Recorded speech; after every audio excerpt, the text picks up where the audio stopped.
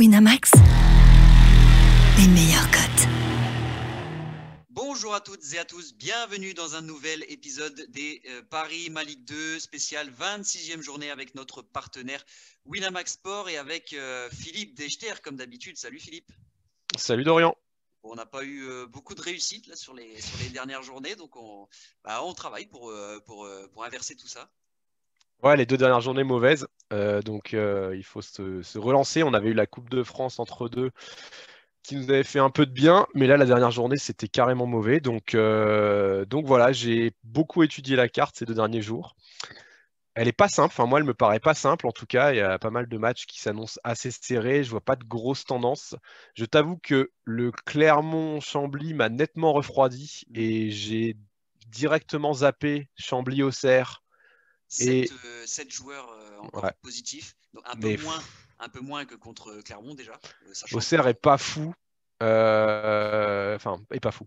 Il manque un peu de réussite en ce moment. Ils puis prennent des buts. on a vu que Clermont était au complet, tout simplement. Enfin, non, pas au complet, Ouais. parce qu'il manquait les Il deux milieux de manquait de terrain, Magnien et Magnien et Gatien. Gatien, mais ils avaient quand même une bonne équipe et ils se sont cassés les dents très longtemps face à une équipe plus que bis. Enfin, voilà, il n'y avait que 10 joueurs pro disponibles, donc ils gagnent que 1-0 difficilement. Donc, effectivement, tout porte à penser qu'il faut se méfier de ce Chambly Auxerre. C'est ça. Et même chose pour le Havre Dunkerque, parce que Dunkerque aussi est le club concerné par le Covid. Donc j'ai aussi envie de zapper parce que Le Havre à 1,72, franchement, Ouais. je prendrais pas le risque. Et en fait, leur overbut est très très bas. Je crois que c'est 1,62 pour plus d'1,5 but. Quand on connaît l'efficacité offensive du Havre, je m'y risquerais pas. Et en plus, Maraval est plutôt un bon gardien. Et même un bon gardien, on peut enlever le plus tôt. Donc voilà, donc je vais zapper ces deux matchs. Et au final, les deux matchs qui peuvent m'intéresser, mais qui pareil, hein, sont vraiment pas simples du tout, c'est Valenciennes 3 et Rodez Toulouse. Pourquoi? Parce que Toulouse et 3, pour moi, vont monter en Ligue 1. Il y a ce fameux pari long terme dont j'ai parlé mardi, où les deux clubs qui montent en Ligue 1, enfin chacun, Toulouse monte en Ligue 1 et à 1,50, 3 montent en Ligue 1 et à 1,50. Je trouve que c'est pas mal en pari long terme, mais j'ai envie de croire, j'ai regardé leur calendrier de près, j'ai envie de croire que s'ils se font accrocher, c'est ce week-end. Et donc potentiellement, cette cote, elle peut monter si elle revient la semaine prochaine. Parce que 3 a quand même toute sa défense titulaire absente. Mais les 3 joueurs titus, El Hadjam, Giraudon, Salmier, sont absents. Il leur manque aussi Kwame au milieu de terrain, qui est très très important et très bon. Et Mutombo, qui est rentré en cours de match, je crois, et pas là non plus. Ouais, quasi. J'ai regardé sur ligue2.fr, le site référence de la Ligue 2. Donc, ou alors on n'est pas à jour. À vérifier alors pour Mutombo. Non, mais écoute, je pense qu'il sera dispo, Mutombo. il est revenu? Ok, d'accord. Bon, bah alors, on va mettre à jour. Donc, du coup, en tout cas, défense de 3, bah, totalement remodelée. Et Valenciennes, j'aime bien offensivement. En plus, ils viennent de perdre à Sochaux. 2 fois. Ils ont perdu contre Grenoble et à Sochaux. Donc, mine de rien, 2 défaites d'affilée. Là, il faut se relancer. Et Valenciennes, je te rejoins sur le fait qu'ils aiment bien bousculer les favoris aussi. C'est ça. Bah voilà. Donc, en fait, alors Valenciennes N-Team ne sera pas là, je crois, suspendu.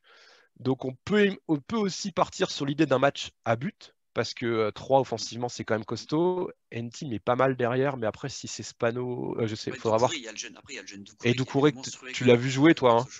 Ouais. Gros potentiel. Après, c'est 17 ans, donc voilà, forcément, ça peut faire des erreurs, mais c'est gros potentiel. Ouais. Bon, voilà. Donc, soit il faut partir sur un match à but, mais comme les dernières fois, je me suis fait avoir ce match à but, j'ai pas envie. Et en fait, ce qui m'intéresse, c'est la cote Valenciennes ou nul, qui est à 1,91. Si tu l'as fait en fait, si tu l'as fait en manuel chez Winamax, elle est à 1,91. Donc, faut pas prendre celle qui est à 1,72. Donc, redis-moi précisément. Bah, grosso modo, tu vas sur Valenciennes gagne et Valenciennes match nul. Là, tu cliques sur les deux. Et si tu mets 5 € sur le match nul, tu mets 4 € sur la victoire de Valenciennes. Non, l'inverse. Ah oui, pardon. Hop, 5.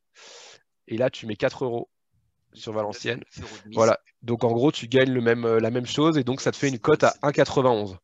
Okay. Moi, j'ai bon espoir qu'elle monte encore. Et à 2, franchement, je la prends en sec. Parce que sinon, l'autre solution pour la faire monter un peu, c'est de faire VA ou nul et plus de 1,5 but. Alors, et ça, c'est à 2,25. Ça, c'est pari combiné. Ah, ou c'est pari combiné, peut-être, je sais pas. Ouais, regarde, tout à droite, t'as Paris combiné. Par équipe. Ça doit être ça, but par équipe, je pense. Non, tu veux pas faire Paris Paris combiné. Ah ouais, c'est nouveau ça, Paris combiné. Ouais, c'est nouveau, ça vient de D'accord, sortir. ok. Parce qu'avant, ça s'appelait pas comme ça, c'est pour ça. Non. On est là, double chance, nombre de buts, Valenciennes match nul et plus de 1,5 buts. 2,35, c'est même bien, moi, je trouve. 2,35. Franchement, Ouais, c'est pas mal, c'est pas mal. C'est vrai que je moi, vois pas le 1-0 en fait. Bah, connaissant 3, même avec une défense renouvelée, ils joueront pas ils joueront pas le bus, quoi. Ils mettront pas le bus, c'est sûr. Donc ça va attaquer, ça va laisser des espaces. Après ça, on le dit à chaque match de 3 et mine de rien, ils concèdent assez peu de buts parce que quand ils ont leur défense titulaire, c'est costaud. Et Galon est très costaud dans le but aussi. Très, très costaud dans le but. Maintenant, Valenciennes, moi je pense que avec l'arrivée de Robaille, avec l'arrivée de Cancava, ça a un peu libéré Valenciennes. Cabral est pas mal. Cabral et Guillaume sont très bons devant. Ouais. Robaille à la passe. Enfin, honnêtement, je trouve que Valenciennes a plus d'armes aussi offensivement. Et ouais, je te rejoins totalement. Moi, je trouve que s'il y a bien un match où le leader peut se faire accrocher, c'est AVA parce qu'ils n'ont pas leur défense. Et je te rejoins sur le fait que potentiellement, on peut voir des buts de chaque côté. Donc voilà, faut que je me décide encore, mais j'ai envie de laisser monter les cotes parce que je pense qu'il y a pas mal de gens qui vont continuer de miser sur 3 à 1,96. C'est vrai que c'est assez haut. Voilà, donc je pense que ça peut encore un peu monter. Donc ça, c'était mon premier match. Et le deuxième, donc un peu dans la même idée, Rodez-Toulouse. Pareil, Toulouse, s'il y a bien un match où ils peuvent se faire accrocher, c'est peut-être celui-là. Même si on a vu que franchement, ils sont quand même balèzes parce que contre Ajaccio, ils se font vraiment bousculer pendant 20 minutes. Ils ne voient pas le ballon. Et hop, sur une ou deux incursions, ils reviennent devant. Ils se placent bien. Une action, Machado, il te met un but improbable. Franchement, c'est très, très costaud. Et après, à partir du moment où ils mènent un 0, ils sont plus vraiment en difficulté. Moi, tu sens qu'ils peuvent. Ce match-là, ils le tiennent, ils vont le gagner. Donc, c'est pareil. S'ils ils prennent la tête à Rodez, ça peut être dur. Mais Rodez, j'aime beaucoup. Ça a quand même battu Clermont à domicile. Et en fait, ce qui me plaît dans les cotes, c'est le fait que tu es. Alors, déjà, à Toulouse, il faut quand même savoir qu'il n'y aura pas de Jagereux. Il n'y aura pas Spearings. Et il n'y aura pas Illy. Alors, Illy, il n'a pas été top, ceci dit, contre Ajaccio. Il n'empêche, il est chiant comme joueur. En fait, donc voilà. Antiste court quand même moins qu'Illy, il pèse moins. Alors, Bayo est pas mal. Ouais, je pense que ce sera Bayo qui sera titu. Mais pour moi, ça reste un petit peu en dessous d'Illy. Il y a une cote tout en bas, en fait. C'est Rodez gagne une mi-temps. C'est une cote qu'on avait déjà joué pas mal en première partie de saison, qui nous réussissait bien. Et c'est toujours les deux cotes en fait. À 2,05. 2,05. Voilà. Ou alors, Rodez marque en première mi-temps. Elle est encore plus élevée, mais nombre de buts Rodez, tu l'avais. Ah, c'était un peu en dessous. Juste en dessous. Encore. Rodez marque dans les deux mi-temps. Non, t'as encore. Voilà. Mi-temps, plus de 0,5 buts. Là, tu l'as. 2,25. Mais je sais pas. En fait, parce que pour moi, rien ne dit qu'ils vont marquer un premier mi-temps. Je reprends le match de Clermont. Rodez fait une très bonne premier mi-temps et finalement, en fait, ils font la décision à la fin. Quoi. Là, il va falloir se méfier parce qu'ils ont fait 2 entames de période catastrophique contre 3. Ils prennent un but au bout de 2 minutes et le deuxième, ils le prennent au bout de 30 secondes en deuxième période. Donc, effectivement. C'est vrai. T'as raison. En plus, je les vois pas. En fait, je les vois vraiment embêter Toulouse. Rodez gagne une mi-temps 2,05. Je trouve c'est jouable. En fait, j'arrive pas à trop. J'oserais pas me lancer sur un Rodez ou nul. Après, est-ce que pareillement, tu sens pas un match à but quand même avec la puissance offensive de Toulouse qui est la meilleure attaque, même s'il n'y a pas Illy, tu l'as dit, mais il y a quand même Bayo, il y a quand même Antiste, il y a quand même Adli, il y a quand même encore du lourd. Après, ils n'ont pas leur mieux. C'est vrai qu'ils sont pas leur. Ça, en fait, ils ont pas. Tu vois, t'as quand même Manu Koné qui remplace de Jagereux. Après, tu vas avoir. T'as Van Den Boomen qui tire très bien les coups de pied arrêtés, donc ça, c'est vrai que c'est un gros atout. C'est vrai. Est-ce que Rodez, c'est pareil, c'est une équipe qui prend pas mal de buts aussi, mais qui sait en marquer sur les coups de pied arrêtés notamment, qui est très très fort. Et Toulouse est assez catastrophique sur les coups de pied arrêtés, à contrario, depuis le début de saison. Bah là où je te rejoins, c'est que. Et Célestine est suspendu en plus. Match à but peut-être. Célestine est suspendu aussi. Célestine est suspendu. Les deux équipes, ouais, mais tu vois, les deux équipes marquent, c'est bas, c'est 1,66. Est-ce que si on prend justement, attends, je vais reprendre nos Rodez ou nul et. Plus Toulouse est nul, tu vois, pour le coup. Enfin, je sais pas, après, avoir les cotes. Oui, peut-être Toulouse est nul, t'as raison. Les deux équipes marquent. Tac. Toulouse match nul et oui, 2-10. C'est pas mal. C'est pas mal. Et t'as quoi? Toulouse match nul et plus d'1,5 but, ça donne quoi? Juste au-dessus?